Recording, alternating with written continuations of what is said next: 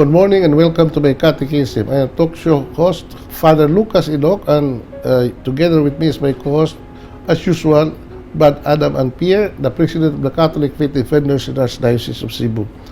Today is the 11th Sunday in Ordinary Time according to our Church's calendar, and our Gospel reading today is about the need for us to pray for more vocation to the priesthood and the religious life. Because Jesus said in our Gospel reading that the harvests are plentiful, but the laborers are scarce. And ask the master of the harvest to send workers to gather his harvest.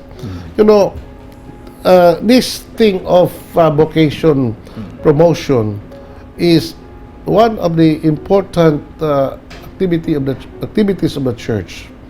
Why? Because we need more vocations to the priesthood and religious life, because the church cannot exist without a priesthood or without priests, because priesthood is the very essence of Christianity. Jesus came as a priest of the new covenant, and his priesthood is also shared to all his disciples that he called to follow him. And what's the role of the priests in the life of the church? And this is something that Brother Adam and Pierre and I would be discussing today. But before that, I would like to ask you to have some pause because we'll have a short break. Please stay with us. We'll be back.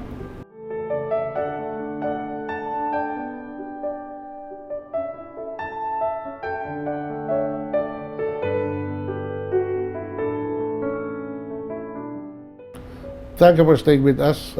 May buntag ba Adam and may buntag usap sa itong mga televiewers. Buntag, Father. Karon niya nata sa what you call 11th Sunday in the Ordinary Time. Unya wala ay mga major feasts that we celebrate as what we have done in the previous week or Sundays, no? Sa ulog ta sa Pentecost, Corpus Christi. We also celebrated the feast of the Holy Trinity. Now we resume what we call the ordinary time of the church. This ordinary time of the church are those time after Pentecost and after the celebration of the Corpus Christi, nga wala na tay mga dagko pag mga major feast atong simbahan. So kini mulongtad hangtod na sa atong pagsaulog unya sa piyesta sa Cristo Rey. That would be on the last Sunday of November. Yeah. Because that would be the last Sunday of the liturgical year. The feast of Christ the King culminates the liturgical season, and another liturgical season would follow, or liturgical year that would follow. And that would be the season of Advent. Pero layo pa na, no? So na pa ta sa gitawag og ordinary time. So even we are in an ordinary time, but we are actually reflecting all the mysteries of the life and teachings of our Lord Jesus Christ. So we focus today in our reflection the gospel taken from the Gospel of Matthew chapter 9 verses 36 to 10 and 8. Sa ako naghingon in our introductory part of this program, Brad, hisgota about the need for the church to pray for more vocations. So, ano man tungod kay ang atong simbahan nagkinahanglan og mga kaparian og mga reliyoso nga magdumala o magserbisyo sa gitawag nato og parasan sa Ginoo or harvest nga mao ang iyang katawhan sa tibuok kalibutan. In order to discuss more on this particular subject, Brad, ato mas bahay tingaling ato basahon kining maong ebanghelyo karon. Yes, Father. The Lord be with you. And with your spirit. A reading from the Holy Gospel according to Matthew. Glory to you, Lord. When Jesus saw the crowds, he was moved with pity, for they were harassed and helpless like sheep without a shepherd. Then he said to his disciples, "The harvest is abundant, but the workers are only few. Ask the master of the harvest to send workers to gather his harvest." Jesus called his 12 disciples to him and gave them authority over unclean spirits. to drive them out, and to heal every disease and sickness. These are the names of the 12 apostles. First, Simon, called Peter, and his brother Andrew, James, the son of Zebedee, and his brother John, Philip and Bartholomew, Thomas and Matthew, the tax collector, James, the son of Alphaeus, and Thaddeus, Simon and the Canaanite, and Judas Iscariot, the one who would betray him. Jesus said, sent these 12 on mission with instructions. Go and do not visit pagan territory, and do not enter a Samaritan town. Go instead to the lost sheep of the house of Israel. Go and proclaim this message: the kingdom of heaven is near. Heal the sick, bring the dead back to life, cleanse the lepers, and drive out demons. Freely have you received, freely give. The gospel of the Lord. Praise to you, Lord Jesus Christ. So maninibrad ang atong ebanghelyo kanong adlaw, karong Domingo ha. Hinaot nga mauni ang atong tagaan og pabalandong kanang itong deep reflection so that we will be able to comprehend unsa gyud ang mensahe sa Ginoo sa iyang ebanghelyo karon. Now, first of all, in the introductory part of our gospel, Matthew said, when Jesus saw the crowds, he was moved with pity, for they were harassed and helpless like sheep without a shepherd. So mao niyang reaction sa itong Ginoo, Brad, sa diha nga ang mga tao giduol niya. So they were so patawag na itong punga, Brad, suma sa pong sa ebanghelyo karon, makanuluoy kayo. Makakaluluoy kayo, sama sila sa mga kardero na walay magbalantay. So, in what sense nga, kato mga tao, Brad, nga minuos ng Ginoo, makaluluoy man. Perhaps these people were very, very, I would say, living in a very difficult situation sa ilang kinabuhi. Might be some of these people are really poor, and many were sick. And many of these people are ignorant about the gospel, ignorant about the word of God, ignorant about the truth of God, no? So mao na nga nakita sa Ginoo unsa gyud kay makaluluoy ang mga tao nga nangita kaniya. Ug tungod ini nakaingon siya, nakatuaw siya ngadto siya mga tinunan. The harvest is abundant, but the workers are only few. Ask the master of the harvest to send workers to gather his harvest. Now, you know, Brad, the reason why Jesus came into the world is to gather all men to himself. The reason why Jesus came into the world was in order to suffer and die for the sake of humanity's salvation. Yeah. So, the time when Jesus came into the world, or even beyond that, ang kalibutan na kinahanglan og Diyos. Not only did they need a God, they also need a God who would save them. Yeah. So a world without God is a helpless world. A world without God is I would say, Brad, usa ka kalibutan nga way kahayag, kalibutan nga naas kagnitkit, kalibutan nga naas sala, kalibutan nga way paglaom. That is what we could say the condition of the world nga way Diyos. Mao na nga miari ka itong Ginoo in that condition, in that situation of the world, in that situation of humanity. It was a humanity lost in sin. It was a humanity lost in the direction to move forward. It was kind of the world, Brad, nga very, very matawag na to, are in suffering for lack of knowledge of the true God, for lack of knowledge on how to travel sa ilang paano ng kalibutan. They lost direction in life. Nga naman, nobody, walay tao nga nagiya kanila sa saktong dalan sa kinabuhi. So, who are these people that would lead them sa saktong dalan sa kinabuhi? Mo na gitawag shepherds. No? Mo na sila magbalantay. No? Mo ni Brad nga, karon mo ni ang sitwasyon sa kalibutan sa Ginoo. And that situation of the world during his time, wa po na mausab karong panahon na. Until now, until today, the world is in need of a God who would guide them, who would lead them to the path of salvation. But Jesus knows sa iyang paganis kalibutan, habubo na yung panahon na. In fact, Kaditra. he only evangelized in a limited period of time, in a limited audience, Yeah. and in a limited territory, the house of Israel. Mao na nga, ang atong Ginoo sa iyang misyon sa kalibutan, no, is not just during his time nga mag-evangelize sa katawhan. Ang iyang misyon sa kalibutan would transcend eternity, no? Yeah. Meaning to say nga, hangtod sa kahangturan ni Brad, hangtod sa kamatayon, hangtod sa katipusan sa kalibutan. Mao na nga, magpadayon man ang iyang mission, he knew that his life on earth was very limited. That means, ginahanglan siya mga itawag na nato og mga cooperators or helpers. Yeah. That's why he called disciples, the one mentioned in our gospel reading today. And we'll be back after the short break. Please stay with us.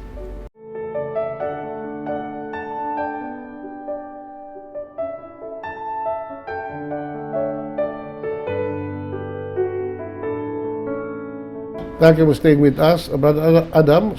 So, mao na itong pamalandong karon ang sitwasyon sa kalibutan that is in need of a God or a shepherd that would lead them to the right direction sa ilang kinabuhi. Before I continue, mahimo nga ikaw mo paambit sa imong pamalandong based on our gospel reading. Yes, Dre. Mao gini purpose sa Ginoo diya sa iyang pagtukod sa iyang simbahan. Thou art Peter, and upon this rock I will build my church. Unsay purpose ani? To continue his mission, Father, sa pag-evangelize. Muna si Saint Paul diya sa Acts of the Apostles chapter 13 verse 47 nga pinaagi kaninyo mo lukop ang kamatuoran, ang kahayag ngadto sa tibuok kalibutan, ngadto na sa kinatumian sa tanang katawhan. So this is why nga diya sa iyang simbahan nana gyud ang pari kay hierarchical ang iyang simbahan, adunay magdumala. So mao na nga pagtudlo sa sa good news, pag-sanctify sa mga sakramento nga gigtukod sa Ginoo diya sa iyang simbahan. So bisag wa na siya diha padre sa iyang sa physically, but spiritually naguban siya diya sa simbahan kay matud pa niya sa Matthew chapter 28 verse 20, I will abide with you until the end of time. So pinagi gyud sa simbahan mo lukop ang kamatuoran ngadto sa kinatumian. Lamang padre na ay panahon daghan no, mga more than tingali 20%, 30% sa mga katawhan throughout the world nga wa pa ginila og Dios, wa pa Dios alang kanila padre katang mga atheists no, wa pa gyud sila kaila. So daghan pa gyud kayong angayan nga kining sangyawan sa kamatuoran. Okay, Brad. I agree with you in that particular observation. So, makita nato nga ang atong Ginoo nagkinahanglan yun siya og dugang kaabag. That's why in our gospel, he called 12 out of his many disciples whom he would call apostles. Kinsa man yung mga listahan sa mga pinili itong Ginoo? 12 of them. Based on the 12 tribes of Israel, Brad, no? Because the number 12 is a symbolic number of universality. 12 is a symbol of universality. So Jesus called his 12 disciples to him and gave them authority over unclean spirits to drive out demon and to heal disease and sickness. So mao ni ang mission, ang ilang gitawag immediate mission ay ilang pagabuhaton during the time for Lord.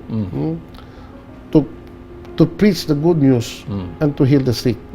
And these men are, but the 12 of them, first we have Simon, the first, in the list of apostles in the New Testament, it was always Simon Peter who comes first. It only shows the primacy of Peter over other disciples of our Lord.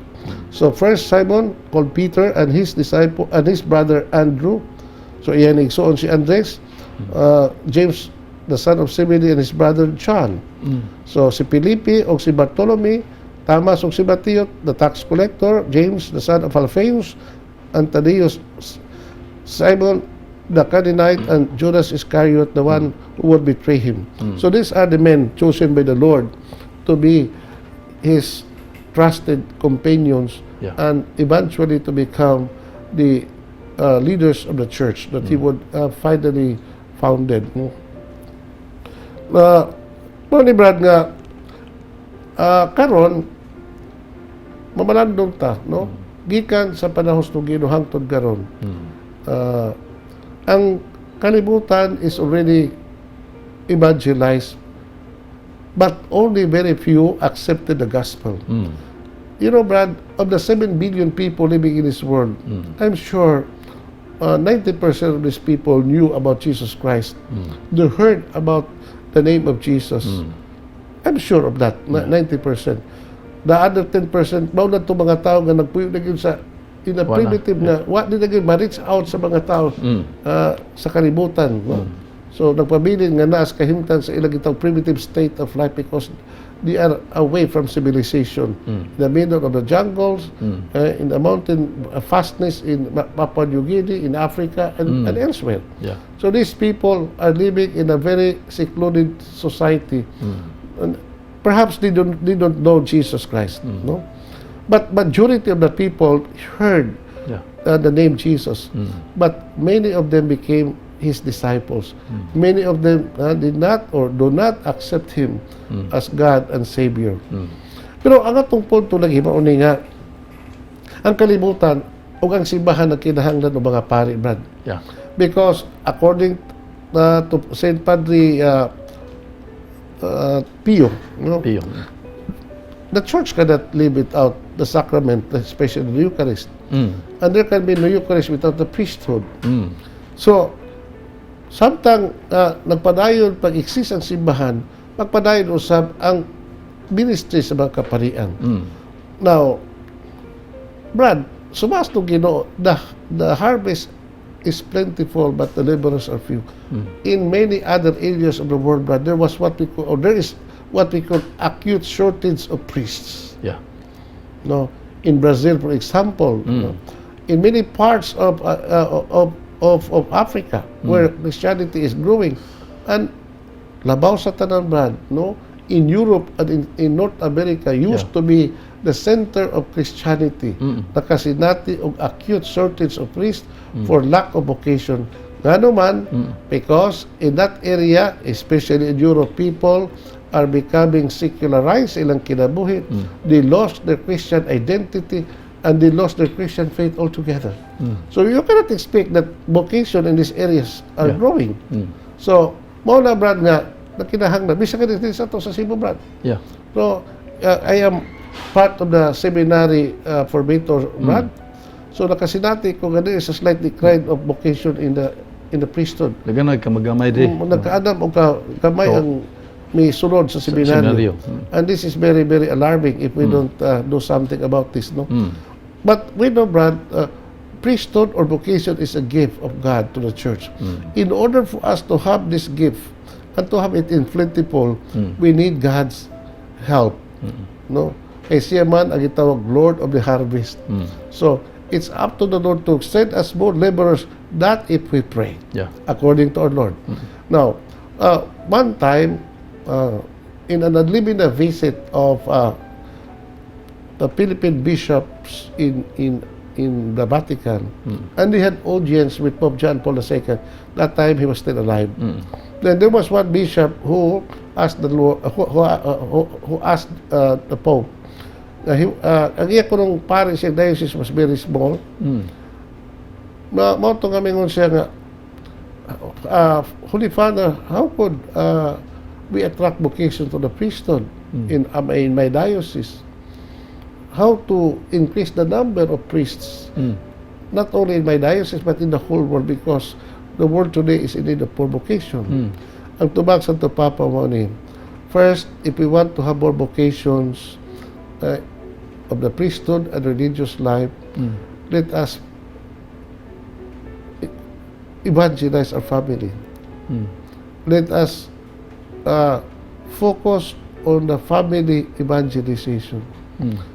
Because the seed of vocation starts in the family. So, when a family is religious, when parents and children are prayerful, that's where vocation would grow. Yeah. Honestly. Mo na nga, hindi maka-expect nga doon ay magpari sa mga pamilya, Brad. Gamay na tingali nga, way simba-simba. Sa pamilya mo simba-simba.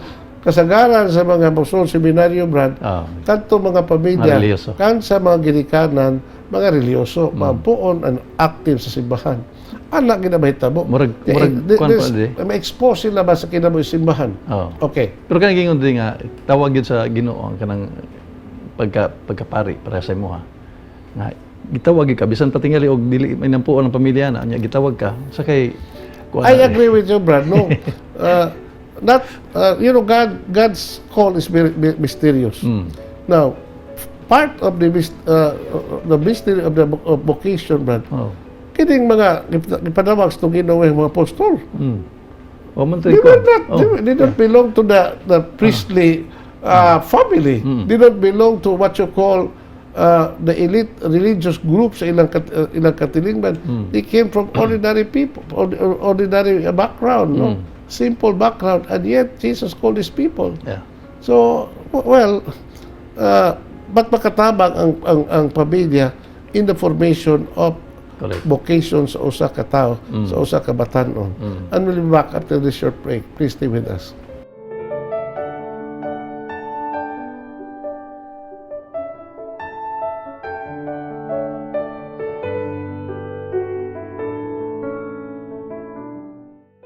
Thank you for staying with us. Brad Adam, padayon ta sa itong umalandong. Nito ito yung pangutana, Brad, nga kanyang bokasyon tawag na sa Ginoo.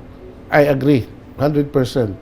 And God can always call anyone, even among the most unlikely candidate for the priesthood. St. Paul, for example. Kisa may magdahong San Pablo, mamahimong apostol sa Ginoo, knowing his background to be a devout Pharisee, a persecutor of the church. Yeah. And yet Jesus called this person called Paul. No? Yeah. So, maulagi na, Brad, nga, if God called these people in His own initiative, the more reason would God call more people by our own petitions, no? Pinaagis na mga pag-ampo. Ano siguro na ang atong simbahan kataga dugang mga mamumuo. Nya kana sa Europe di nga shortage lagi kayo ang kini ang pagkapari. Wala in fact murag nadunggan ako ang gipangmaligya ko ng mga simbahan. Yes, I know. I was in Europe many times, no? In Eastern Europe, and I saw seminary before gihimo na nilang kanang not just bodega, gihimo nang gi-convert into hotel. Una gi-convert nila usab to a warehouse. Bisag unsa na lang gigamit nila because the diocese or archdiocese in that particular area, since they have no vocation, they sold those property. Og nahimo nang bisan gani ilang mga simbahan ilang pagpamaligya, Brad, kay nga naman wala may kabit kay wala may manimba. Og dunay simbahan wala po sila pare. Moduma. So what the bishops did, no, for this what you call property sa simbahan, ibaligya na lang. So and that is a very sad reality, but this is a problem, no, kinahanglan atong i-work out aron nga ma-koreksyonan kining maong mahatagag solusyon kini mga problema. But ultimately ang Ginoo ra gyud mo motabang nato kay it's his problem. It's not just our problem, no, it's his problem. Nya, Brad, unsa may human nga gipilis tong Ginoo kini mga tinun-an niya, we enumerated, no, who are these people. So basing on the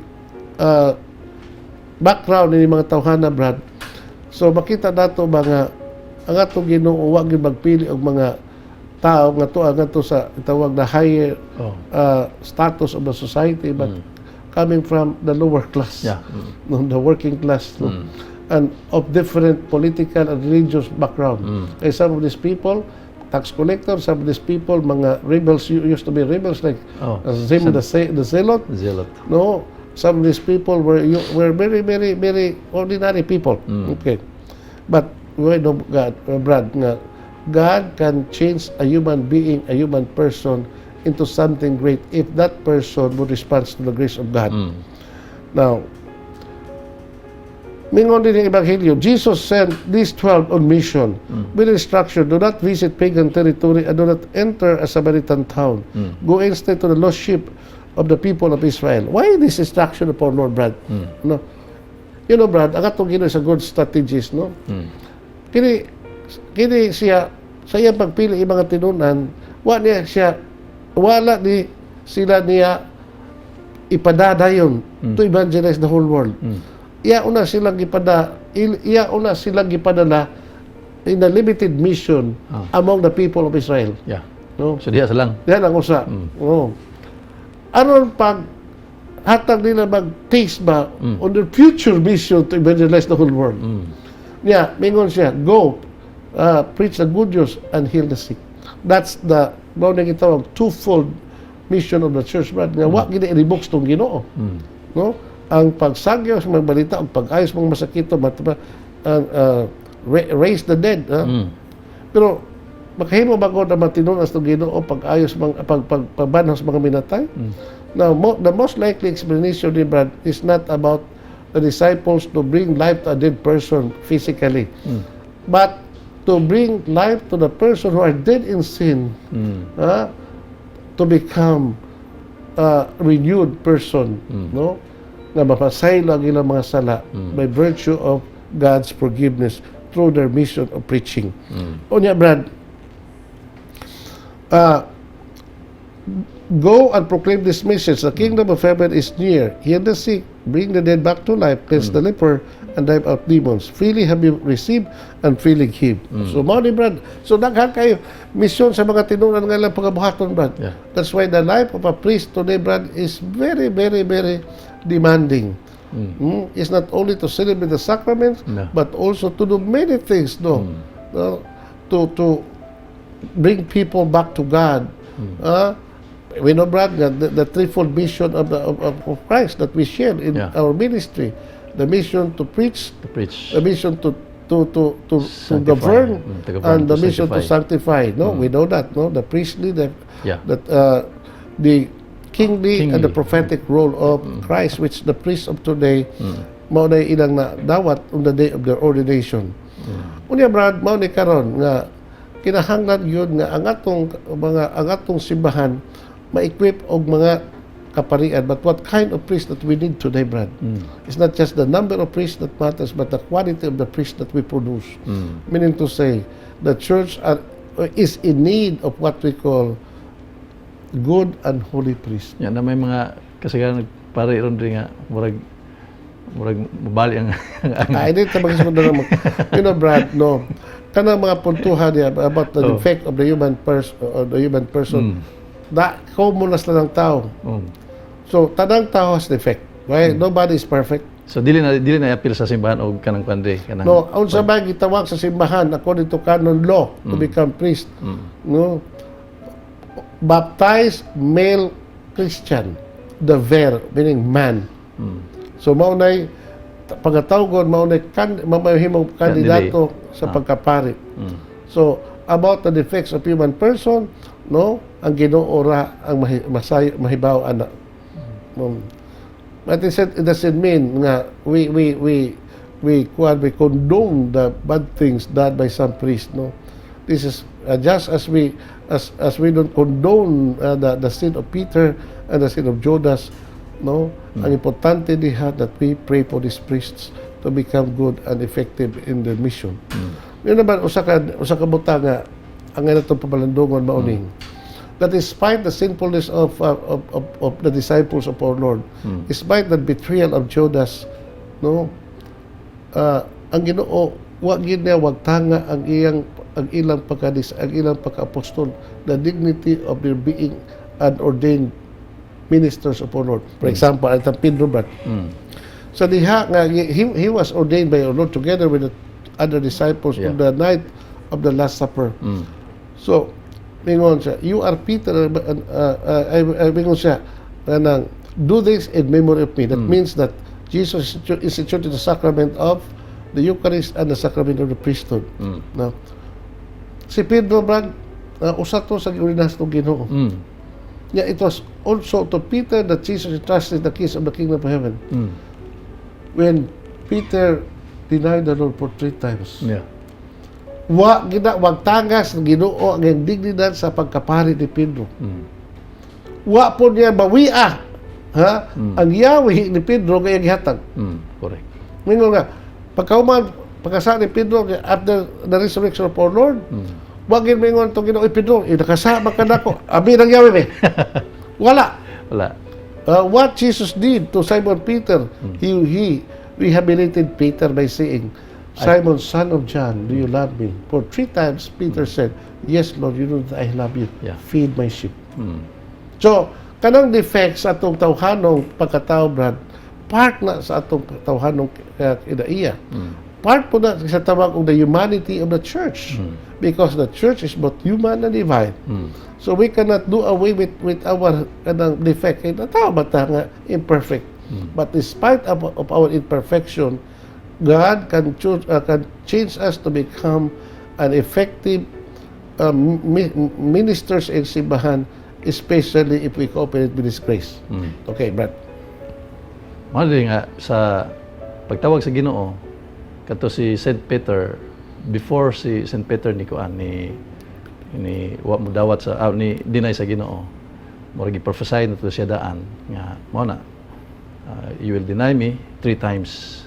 Nga diya sa iyang pagdala wala na pasabot nga ang simbahan is perfect kay naman ang simbahan composed of the people, kita mga katawhan, so natay mga defect, and therefore ito lang i-ampo, no? I pray na to nga diya sa simbahan, although na ang mga kaparian ay mga defects, ang mga katawhan sa mga defects, pero God who called them as the priest of the Lord, siya na may mantigo mo may bawa sa anang mga defects. Okay, Brad. When Jesus selected these 12, He knew the kind of person that these people were. Yeah.